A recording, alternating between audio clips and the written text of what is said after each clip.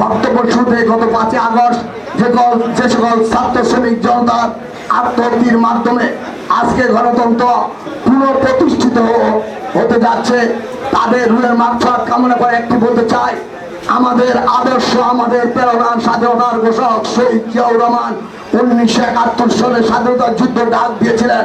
সেদিন তিনি কোনো ধর্ম বর্ণ কিছু দেখেন নাই, কে বাংলাদেশের হিন্দু, কে মুসলমান, কে বৌদ্ধ, কে খ্রিস্টান, তিনি বাংলাদেশের স্বাধীনতার সার্বভৌমত্ব রক্ষার জন্য স্বাধীনতা ডাক দিয়েছিলেন। উনি ছিলেন দেশপ্রেমিক। দেশপ্রেমিক তাকে বলে যিনি সবার ঊর্ধ্ব থেকে মুসলমান, হিন্দু, বৌদ্ধ, খ্রিস্টান সবাইকে ভালোবাসতে পারে, তাকেই বলে দেশপ্রেমিক। আজকে শহীদ জিয়া রহমান যেমন দেশপ্রেমিক, আমাদের রাজনীতি তারেক রহমান এবং আমাদের মা মাটির নেত্রী বেগম খালেদা জিয়া দেশপ্রেমিক। তারেক রহমান গত 5ই আগস্টের পর নারায়ণগঞ্জ জেলা মহানগর বিএনপিকে দিক নির্দেশনা দিয়েছেন, নারায়ণগঞ্জ সহ বাংলাদেশের কোন জেলায় কোন সাম্প্রদায়িক দুর্ঘটনা যেন না ঘটে, প্রতিটা হিন্দু বা মা বোনদের বাড়ি বাড়ি এবং প্রতিটা পূজা মণ্ডপে আমাদেরকে পাহারা দেওয়ার জন্য নির্দেশ দিয়েছিলেন। আমরা তার নির্দেশ পেতে পাহারা দিয়েছি।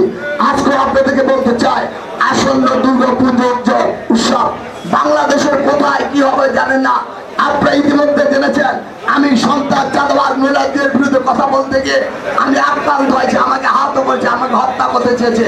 আমি বলতে চাই আগামী 8 অক্টোবর থেকে যে আসন্ন দুর্গা পূজা, এই দুর্গা উৎসব